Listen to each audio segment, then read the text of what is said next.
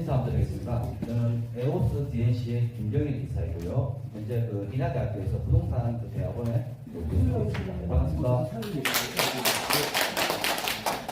저희가 오늘 설명회를 하게 된 계기가 뭐냐면 저희들이 계산동하고 작전동하고 혹시 지금 마이크 쓰시는데 말 잘 안 들리시나요? 잘 들려요. 괜찮으세요? 듣기? 네. 너무 울리거나 그러지 않으세요? 네. 그래서 저희가 공모를 했는데 저희가 선정되지 않았습니다. 선정되지 않은 이유와 앞으로 향후의 일정에 대해서 저희가 어떻게 진행할 건지를 말씀드리고요. 여러분들이 공모를 하게 되면은 인천시에서 정비기금에 따른 지원을 받게 됐어요. 만약 그들을 받지 못하면 우리가 사업이 잘 안 되거나 우리 조합원들의 부담이 더 커지지 않냐는 그런 의구심이 드시는 것 같아서 제가 이 부분을 객관적으로 말씀드리도록 하겠습니다. 자, 먼저 보시게 되면 저희들 사업지에 대한 기본 현황이 있어요.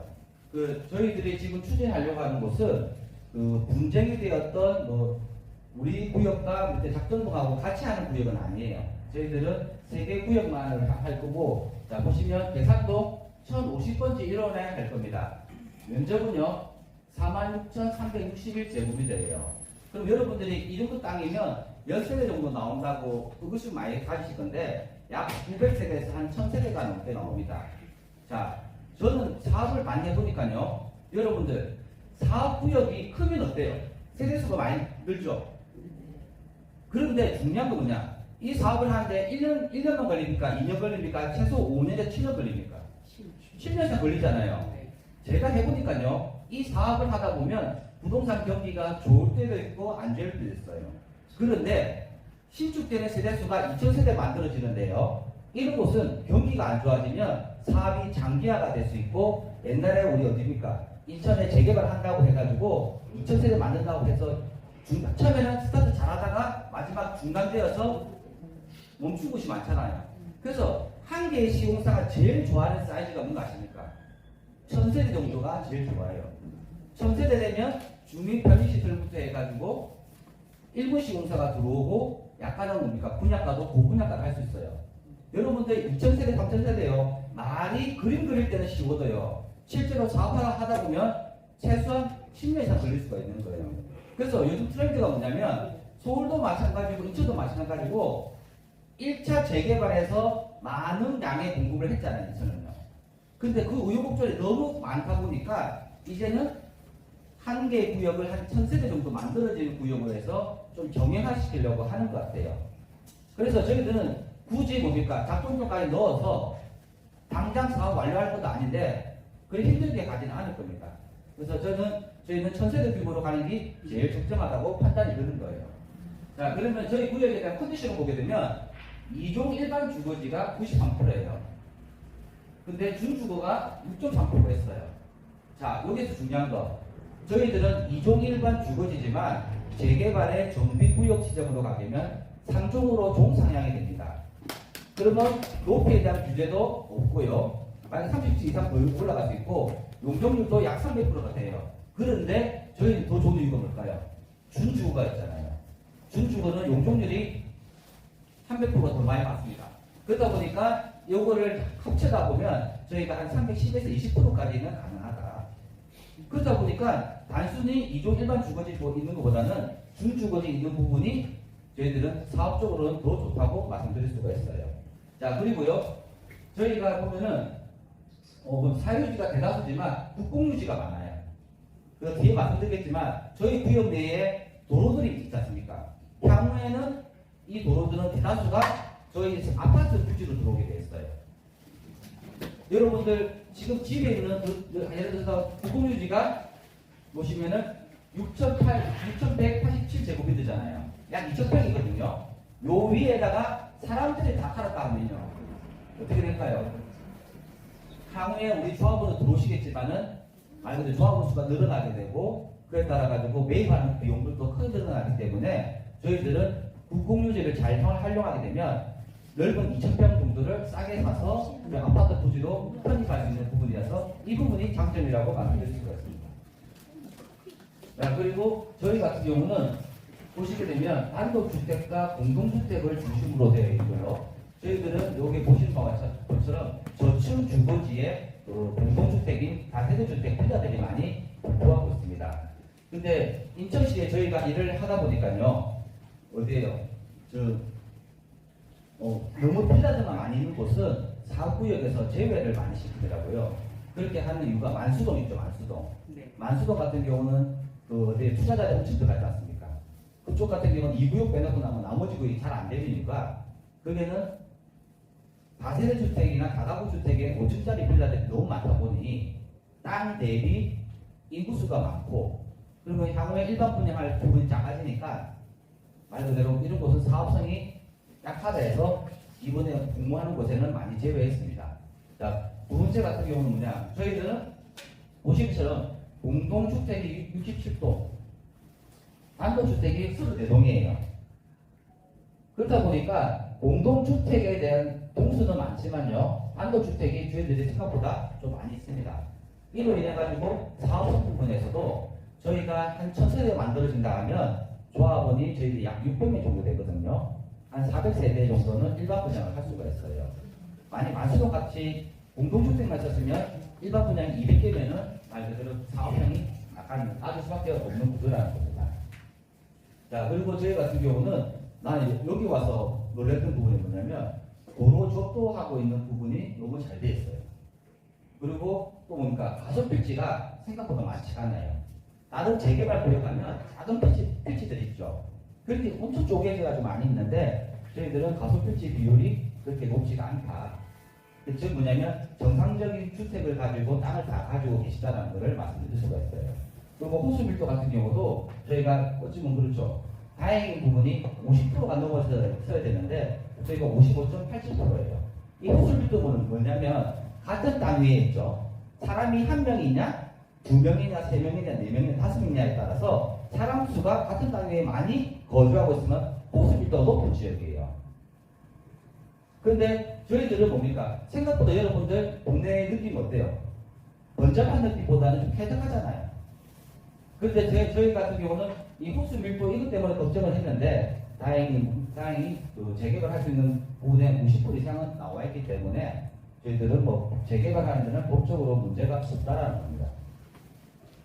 자, 위치 같은 경우도 제가 서울에서 차 타고 내려오니까 확실히 어디입니까? 경인고속도로 라인을 접하고 있다 보니까 접근성이 좋았어요. 그리고 앞으로 여러분들 경인고속도로가 일반 도로화되고 있고 그 양천구 쪽에서부터 더 지하화 작업을 하고 있습니다. 그래서 인천시에서 이번 2차 공모를 할 때요, 핵심 포인트가 뭐였냐?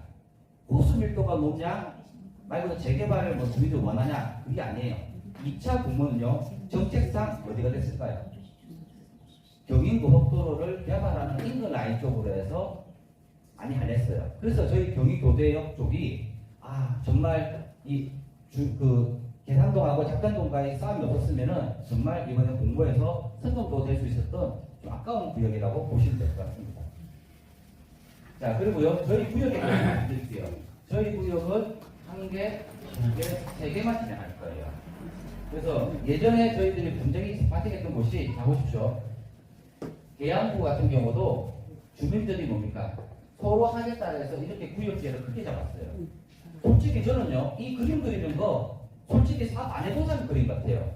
왜? 이런 큰 기업을 하면요, 첫 번째 어떨까요? 조합원이 600명 있을 때에 동의서 받는 속도하고요, 조합원이 1,500명 있을 때 받는 속도는요, 엄청나게 차이가 납니다. 그리고 또 뭡니까? 행정구역이 왜 다른데 같은 구역을 넣는다는 것은 향후에 학교에 대한 학생들 보낼 때도 문제가 생길 수가 있고요. 그래서 저는 그래요. 이번에 정말 뭡니까? 인천시 정비기본계획의 취지를 알았다 하면 이렇게 그림을 그리면 안 되는 거예요. 그냥 정말 주민들이 원하고 일정한 사이즈로 해서 이 위에는 위에대로 하고 밑에는 밑에대로 해야 되는 거예요. 참 그런 부분이 큰데 이 그렇게 크단다? 여러분들 그렇죠? 공모라는 이 함정이 있어요. 공모라는 함정이. 뭡니까? 동의서 10%만 받으면 재개발 되는 것처럼 보여요. 솔직히 투자자들만 모아도 10% 금방 모여요. 하지만 법적으로 해서 재개발로 해서 법적인 조합이 만들어지려면 동의서 몇 프로 필요합니까? 75%가 필요하잖아요. 그러니까 여러분들 잘 보세요. 대다수 서울에 있는 신속통합 계획 방식은 신청한다고 30% 받았지 않습니까? 그 사람들은 다들 관심 있는 분들이다 보니까 동의를 잘 냈어요. 하지만 정말 사업의 스타트인 조합 설립을 하는데 동의서 75% 받고 하는데요. 엄청 시간 많이 걸립니다. 그래서 제가 봤을 때는 어떠냐? 공모는 정비기금을 통해서 구역 지정할 때 지원되는 금액이 있다 보니 그냥 하셔도 되겠어 마이크 빼고. 이거 뺄까요? 네, 빼고 하겠습니다. 네, 그냥 하셔. 자, 그래서 정비기금을 받아가지고 뭔가 잘 될 것으로 보이지만요. 생각보다 어떨까요? 주민들의 의사가 제대로 반영되지 않다 보니까 말 그대로 시에서 정비구역 지정 업무를 해주고 향후에 조합 설립하려고 하는데 주민들의 반대가 너무 큰 거예요. 그래서 저는 솔직히 그래요.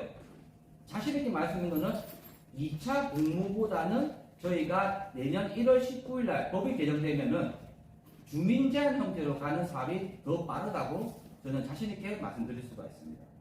그거는 제가 뒤에서 말씀드리도록 할게요. 그래서 저는 이 구역을 너무 이렇게 크게 하는 것보다 구역을 나눠서 2개 이상 구역으로 가야 될 구역인데 누군가가 이렇게 그랬다는 건 좀 이해가 되지는 않고 있어요. 자, 그리고요. 앞으로 저희들이 사업할 구역은 솔직히 보시면 직사각형이죠. 아파트 만들 때 정사각형보다 직사각형이 좋아요. 그리고 저희들은 대로변을 끼고 있지 않습니까? 그러다 보니까 어떤 결과가 나오냐? 옆에 우리가 아파트 지을 곳에 주택이 있으면 인접 부지에 있는 주택으로부터 떼야 될 거리가 있어요. 하지만 저희들은 넓은 강로가 있잖아요. 강로, 도로가 있잖아요.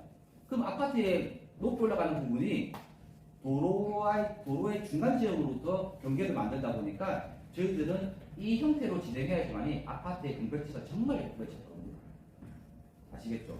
이렇게 크게만 그리면 공백지가 이상하게 되고 중간에 도로도 만들어줘야 되는 그런 상황이 발생하는데 이렇게 될 경우에는 도로를 접하고 있는 부분 때문에 아파트가 고층으로 올라갈 수가 있다는 부분을 말씀드릴 수가 있어요.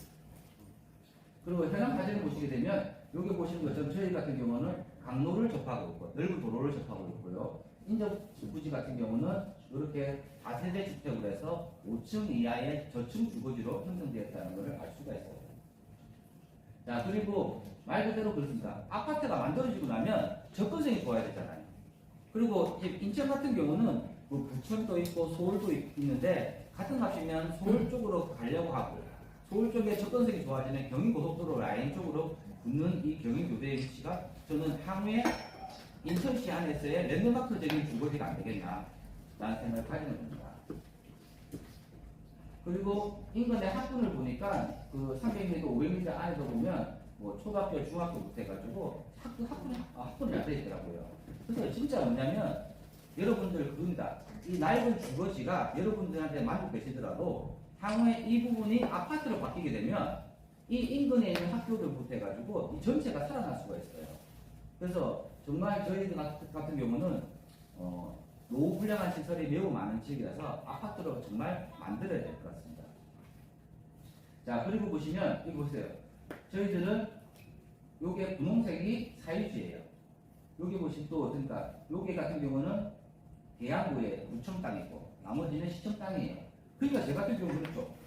정말 이런 땅들을 다 용도폐지해서 우리 아파트 부지로 들어가지 않습니까? 그러면은 말 그대로 우리 아파트에 보니까 실사용 대지면 면적이 넓어지거든요. 그래서 아파트의 동형대 배치가 다른 데보다 좋다는 거예요. 이거 보세요. 그리고 대다수 보면은 뭐 대지하고 뭐 도로도 있고 이 주차장 부지도 있어요. 이 주차장 부지는 협의해서 일단 뭡니까? 주차장 부지 별도로 저희들이 진척을 해서 빼놔야 됩니다. 자, 그리고 노블량도는 다 여러분 아시겠지만 저희가 보니까 노블량도는 충족을 하고 있어요. 자, 여기서 보면 노란색이 단독주택이고요. 요 색깔이 공동주택인데 저희들이 보면은 여기 같은 경우 단독주택지 비율이 또 군데군데 많이 있어요. 말 그대로 이 부분이 뭡니까? 공동주택처럼 다 형성됐으면 사업성이 저하될 수밖에 없는 구조입니다. 그리고 그 건축물 구조를 보니까 뭐 철근 콘크리트가 많이 있지만 저희들은 아직까지도 낡은 지역이 많죠. 특히 단독주택들이 모여있는 곳은 구조가 매우 열악하다는 걸 알 수가 있어요. 자, 그리고 이제 이 부분이죠. 저희들은 4층짜리가 도로변 앞에 좀 있긴 있는데 대다수 색깔이 어때요? 저층 주거잖아요. 그러니까 저희들이 같은 땅 위에 사람이 많으면 조합원 수가 많아지는 거잖아요. 그럼 사업은 떨어질 수밖에 없는 거예요. 하지만 저희들은 정말 사업 컨디션이 괜찮은 상태이기 때문에 우리는 이 안에서만 진행을 빨리 하는 게 1번이지 크게 하는 것은 의미가 없다고 생각합니다. 예. 그리고 뭘까요? 제 같은 경우는 부산 사람이거든요. 저는 부산 사람이지만 같은 강력시도 있고 같은 바다를 뛰고 있지만 인천 같은 경우는 경사도가 거의 없더라고요. 근데 부산 같은 경우는 아파트 자체가 경사가 더 많아요. 그래서 지금 우리가 하고 있는 그 계양구 쪽에 있는 그 경인교대 쪽의 재개발 구역은 경사도가 거의 없다라고요. 평지입니다. 평지. 그리고 맞다 이거네. 이겁니다. 경사도도 거의 없어요 지금은. 자, 중요한 거는 뭐냐? 그러면 우리 사업구역 안에서 어떤 사업을 해야지만 제일 적정할까를 제가 검토를 해봤어요. 자, 첫 번째요. 제가 봤을 때는 정답부터 말씀드리면 이 구역은요 재개발 사업을 해야 됩니다. 자, 그러면 여러분들이 알고 계시는 역 근처다 보니까 옛날에 말하던 역세권 시프트 있죠. 역세권 개발이라는 게 있어요. 그걸 아마 처음에 검토하셨을 겁니다. 근데 잘 보셔야 될 부분이 뭐냐면 역세권 시프트 관련되어 있는 재개발 사업들은요 말 그대로 용적률을 300%가 아닌 500%까지 줄 수가 있어요. 그럼 뭐 집을 많이 지을 거 아니에요. 근데 잘 생각해 보십시오. 여러분들은 임차인이 아니고 소유자잖아요. 향후에 만들어졌을 때 이 아파트에 한 1300세대 만들어진데 400세대가 임대주택이 들어오는 거예요. 그러면 여러분 아파트 가치가 어떻게 되겠습니까? 안 좋아지겠죠. 그래서 정말 이 역세권 시프트라는 단어를 지금은 정부에서는 하지 말라 그래요. 왜? 자꾸 공급이 많이 일어나고 있는 상태니까. 이 취지가 뭐냐면 너희 한번 재개발할 때 한번 지을 때 내가 집 짓는 양을 한 30%더 줄게. 그 높이도 많이 풀어줄 테니까 너희 지을 때 한번 많이 지어줘. 하지만 많이 짓게 해주는 이유가 뭘까요? 너희 잠을 질 때 임대주택을 많이 넣어줘. 그러면 이 아파트 단지는 아파트 만들어지고 나면 임대주택 아파트로 인식이 될 수가 있기 때문에 역세권 시프트는 여러분들 정말 용적률 많이 준다고 해서 아파트가 가치 있는 아파트가 아닙니다. 이 재개발은요 어떻습니까? 무조건 임대주택은 들어가야 돼요. 하지만 그 비율이 몇 프로냐? 5%밖에 안 돼요. 그러니까 당연히 이 재개발 성질은 공공성을 가진 개발이다 보니 법적으로 의무적으로 5% 정도는 임대주택을 지어서 그래도 왜냐면 구역 내에 세입자가 있기 때문에 그 정도를 주라고 하는데 전체 세대수의 30%나 40%가 임대주택 들어가면 그거는 가치의 문제가 가격의 문제가 생길 수가 있어요. 자, 그리고 저희 구역을 보면 가로주택 정비 사업을 할 수가 있잖아요. 어떤 형태가 할 수 있냐면 길다랗게 돼 있고 도로가 있다 보니까 가로주택 정비 사업을 4개 정도로 또는 3개 정도로 할 수가 있어요. 근데 여기 잘 보세요. 인천시 서구 성남동 있죠. 거기는 경인고속도로 라인도 접하고 있고 지하철 7호선 라인이 접하고 있다 보니까 엄청 앞으로 좋아질 거라고 해서 거기는 어떻게 됐을까요? 구역이 작은 데를 약 28군데를 가로주택 정비 사업했어요. 그리고 어떻게 되냐? 처음에는 경기가 좋을 때는 잘 되고 빨리 진행되니까 분위기 좋았거든요. 그런데 뭐가 문제일까요? 작게 만들게 되면 뭐가 문제가 됩니까? 신축되는 세대수가 300세대 이하로 만들어지면 1분 시공사가 안 들어와요. 또 두 번째 뭐가 있을까요? 지금처럼 공사비가 시공사 선정할 때는 550만 원을 들어왔는데 지금 향후 공사 실행을 하게 되면 얼마겠습니까? 거의 800만 원이에요. 그러다 보니까 재개발했을 때 한 1000세대 정도가 만들어져야지만이 공사비 550으로 들어왔다가 800만 원 정도 공사 들어갔을 때 분양가도 그만큼 올릴 수가 있는데요. 지금 가로주택 같은 경우 어떠냐? 공사비가 급상승하는 바람에 지금 사업 중단대가 많이 있을 거예요. 그리고 더 웃긴 건 뭘까요?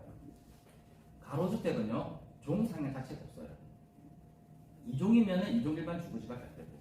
그래서 성남동 같은 경우는 상업지에다가 많이 가로주택을 했던 거죠. 아시겠죠? 그리고 앞으로 인천시 같은 경우는 지금 제가 인하대학교에서 강의를 하고 있고 도시계획업체들하고 많은 미팅을 하다 보니까 인천시 같은 경우는 2024년도 되면 약간은 경기가 좋아질 것 같은 느낌이에요. 자, 첫 번째가 인천 같은 경우는 지금 어떻습니까? 미분양이 많았잖아요. 그 부분이 많이 소진됐어요. 그 두 번째는 뭐냐면 2024년도는 각종 개발 계획이 나옵니다. 1번이 뭐냐면 연수구 중심으로 해서 노후 신도시 특별법이 만약에 내년 상반기에 지정되면 그 1차 혜택을 보는 곳이 연수구라고 보시면 좋아요. 그리고 두 번째는 뭐냐면 우리 아까 말씀드렸던 가로주택 있잖아요. 이런 거를 서울처럼 작은 가로주택들을 모아서 하는 사업이 서울은 모아타운이라고 하고 인천시는 뭐라고 하냐면 소규모 주택 정비 관리 구역이라고 하는 거예요. 그래서 내년 중순 되면은 어떨까요? 지금 인천시의 제일 머리 아픈 부분이 가로주택들이 너무 많은 거예요. 근데 지금 이 구역들은 무슨 관계냐? 재개발만큼 사업성이 안 나오니까 사업성 증대하는 방법이 어떻게 될까요? 작은 구역들을 한 군데 모아야 되겠죠. 그래서 지금 인천시 같은 경우는 소규모 주택 정비 관리 구역으로 지정하려고 하고 있습니다. 맞죠? 그리고 우리가 당연히 저희 구역은 뭐 지역주택조합은 맞지가 않다고 생각 들고요. 저희는 제일 적합한 사업이 재개발 사업을 해서 한 1000세대 정도 만들어지면 1군시 공사가 들어오고 여기 보시는 것처럼 종상향을 2종을 가지고 3종으로 종상향을 하고 용적률을 300%까지 그리고 준주거지에 있어서 300% 초과할 수가 있다는 걸 말씀드리고요. 나머지 어떨까요? 제일 큰 매력은 임대주택을 안 만들 수는 없지만은 5% 정도이기 때문에 제일 적합하다고 생각이 듭니다. 자, 그리고 이 부분에 대해서 좀 말씀드릴게요. 저는 주민 제한하는 형태를 여러분 여기 보이는 인천에서 먼저 느낀 게 아니고 서울에서 많이 느꼈어요. 자, 첫 번째 신속통합기획 방식이라는 서울의 재개발 방식이 있어요. 그리고 가로주택들을 모아서 하는 모아타운이 있거든요. 이 두 개 다 어떻게 됐냐? 동의서를 전체 주민의 30% 동의서만 받아오세요 라고 해서 각 구청에서 구역에서 한 10군데 더 신청한 거예요. 신청했는데 결과적으로 몇 군데 지정됐냐? 2군데, 3군데밖에 지정이 안 되는 거예요. 그렇다 보면 7군데는 열심히 받아와서 신청 다 했는데 선정이 안 되니까 주민들에게는 민원이 생기겠죠. 그래서 각 지자체마다 그 지자체 장들에게 왜 신청하라 해가지고 선정 안 해주냐? 선정된 거 2-3군데고 떨어진 곳은 6군데, 7군데. 아, 이거 뭐 하는 거냐? 라고 해서 임시방편으로 해서 2차를 바로 이어서 똑같이, 이제 똑같아요. 2차 모집을 한 거예요. 그러다 보니까 말 그대로 공모를 통해서 모집하다 보면 각 지자체에서 정비구역 및 정비계획을 수립할 수 있는 돈을 주고요. 최대 5억까지 줘요.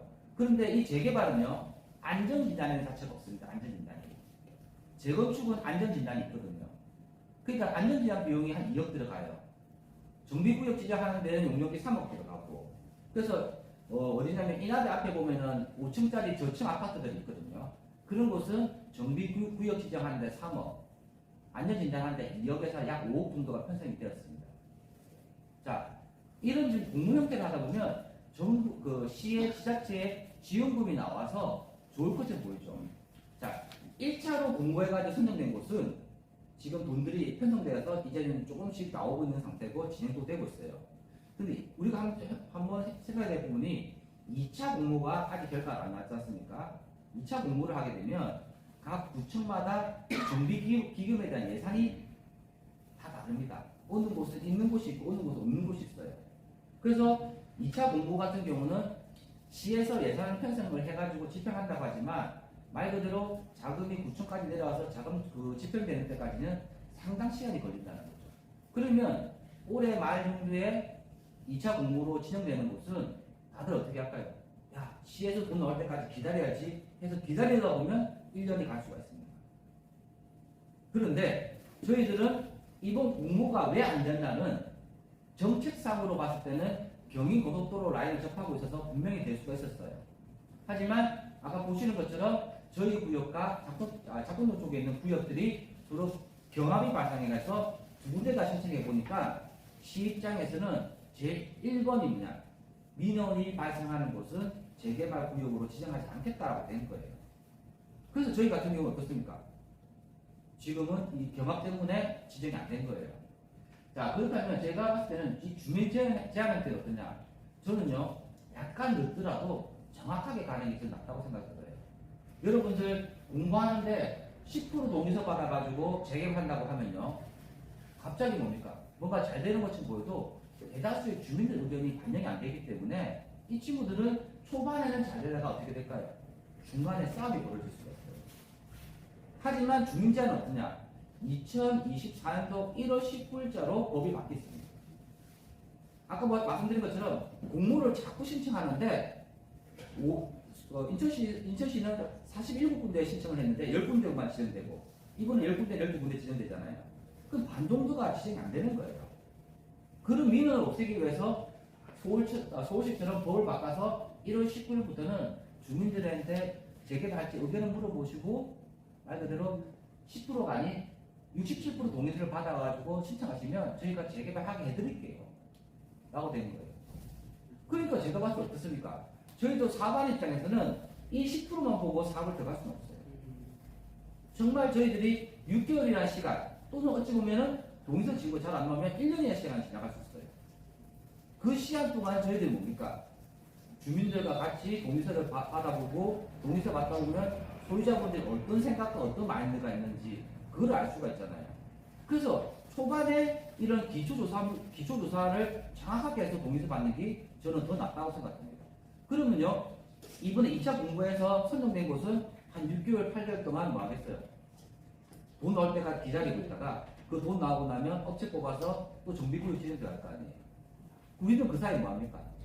동의서 다 받아서요, 신청하러 들어가면 한 6개월 정도 목표를 보고 있어요. 그러면 6개월 지나고 나면 똑같이 저희도 정비구역 지정 들어가요. 이 사업비가 얼마짜리 사업입니까? 4천억짜리 사업이에요. 그래서 난 3억요. 받으면 너무 좋죠. 항상 공짜 돈을 받으면 좋아요. 하지만 이 사업을 한 데 있어가지고 우리가 속초를 낼 때 차이가 나는 부분이 어떠냐? 이 애들은 구역 지정 끝나잖아요. 그러면 어떨까요? 조합 설립하면 75% 동의를 받아야 돼요.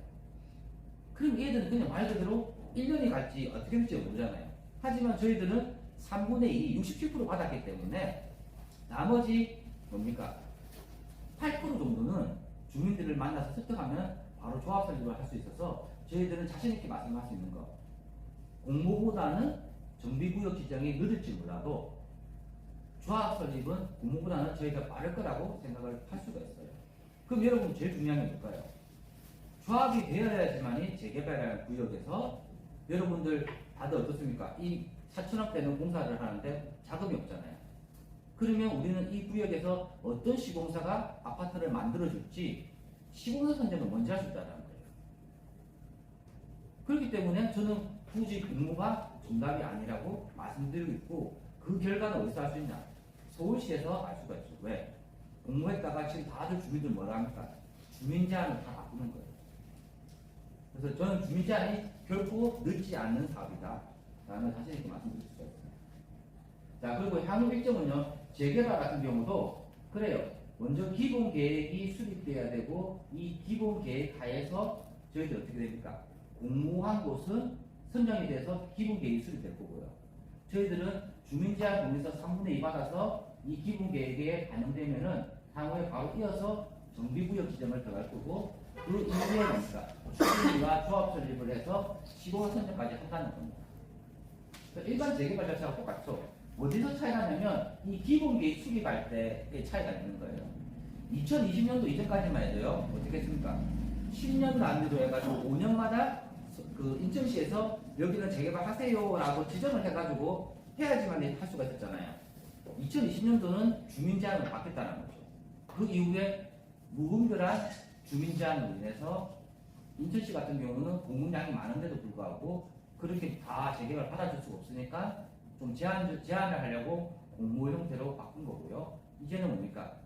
저희들이 인천시 같은 경우는 2026년도까지는 공부 자체가 좀 있지만은 향후에는 없어질 것 대비해서 저희들이 또 이렇게 재개발을 스타트한다고 보시면 좋을 것 같습니다. 자, 그러면 저희들의 현실적인 2024년도 일정이죠. 일단 법이 바뀌어야 돼요. 법이 바뀌게 되면 주민 제한으로 해서 동의서를 받을 겁니다.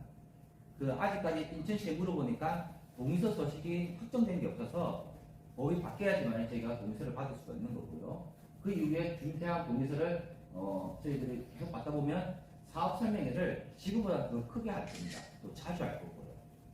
그렇게 해서 주민들에게 이 재개발 사업에 대해서 서로 뭡니까? 문제가 일어나지 않습니다. 명확하게 설명해 놔두고 저희가 목표는 뭐냐면 2024년도 6월 달에 동의서를 다 받는 걸로 목표를 하고 있어요. 그 이후에 이제 어떻습니까? 인천시에서는 사전 타당성 검토를 통해서 재개발 구역으로 지정할까요? 라는 결과가 올해 말 정도에 내년 말 정도에 나올 거예요. 그러면 그때부터 정비구역 지정까지 하는 데는 한 8개월 정도 걸립니다.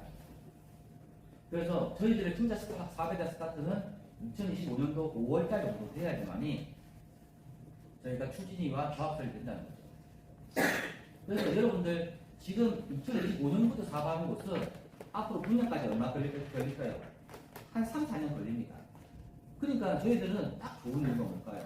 인천시가 2026년도까지 공급 물량이 많은 상태인데 2017년부터는 공급이 부족한 상태예요. 왜 공급이 부족할까요? 지금 인천시 같은 경우도 저 식정동에 아시죠? 식정동에 식정 3구역인가 거기는 2주까지 다 나가고 땅이 빈 땅이 되어 있어요. 근데 거기 같은 경우는 분양을 잘 못하고 있습니다. 왜 못할까요? 첫 번째가 공사비가 너무 올랐어요. 그럼 조합원들 부담이 커질 거 아닙니까? 그러면 잘 보세요. 공사비가 많이 올랐으면 일반 분양가도 많이 올릴 수 있는 시장이면 좋은데 지금 시장이 어떻습니까? 공사비는 올라가고 즉 지출은 증가하고 경기가 안 좋으니까 분양가 낮춰야 되는 현상이 발생하다 보니까 식정 3구역 같은 경우는 집 분양 시장을 고려해서 한 1년 정도 연기를 하고 있는 상태예요. 그러니까 저희들은 인천시가 앞으로 뭡니까? 수요 공급을 봤을 때 정말 똑똑하다 느껴지는 이유가 지금부터 사업을 시작해야지만이 저희가 2028년도 이후에 이주 나가고 분양까지 다 계획을 잡았기 때문에 그때는 인천시 또한 공급 자체가 부족한 상태가 딱 되는 거예요. 그래서 제가 봤을 때는 드디어 시기가 다 왔구나 라는 생각을 하게 됩니다. 자, 그리고 아까 말씀드린 것처럼 여기 보시는 것처럼 2026년도부터 이제 공급량이 없어지네. 그러니까 정말 인천은 언제 힘들었냐? 2022년도에 부동산 시장 경기가 안 좋아질 때 입주 물량이 많았고 또 지금 어때요? 지금도 경기가 좋잖아요. 이때도 입주 물량 많았고 내년에 되면 조금은 지금은 나아지겠지라는 우리 기대 심리는 있지만은 그래도 공급량이 적정성보다는 많이 나와 있는 상태입니다. 그럴 때일수록 저희들은 뭡니까? 빨리 사업을 진행해야 된다는 걸 말씀드릴 수가 있어요. 자, 그리고 여러분들이 제일 궁금해하는 부분이 내 감정평가가 얼마냐? 그리고 다음에 조합원 분담금이 얼마냐? 말 그대로 저희들도 보면요, 이 재개발 사업을 제가 한 18년 하다 보니까 꼭 어떤 느낌이 드냐면 자녀를 키우는 느낌이 들어요. 말 그대로 이 정비사업은 절차 사업이다 보니까 초등학교, 중학교, 고등학교, 대학교 가듯이 이 절차 사업을 하는데 지금은 우리는 어떨까요? 우리는 아직도 재개발 구역으로 지정된 곳이 아니다 보니까 아직 아기도 안 생긴 거예요. 그 대신에 재개발 구역으로 지정되는 순간 그때부터는 유치원도 가고 그 이후에 추진위가 만들어지면 초등학교라는 곳을 지정하게 되는 거예요. 자, 이런 과정이 있다 보니까 여러분들한테 지금 여러분들의 감정가가 얼마인지 이걸 말씀드릴 수가 없어요. 왜? 이거는 고등학교 때 오픈되는 내용인데 그래도 제가 자신 있게 말할 수 있는 거는 여기에 사업 컨디션을 갖고 보니까요. 사업 컨디션이 만수동 이런 것보다는 많이 좋습니다. 그리고 여러분들 지금 감정평가하게 되면 경기가 안 좋은 부동산 시장의 가격으로 해서 감정평가를 받게 되잖아요.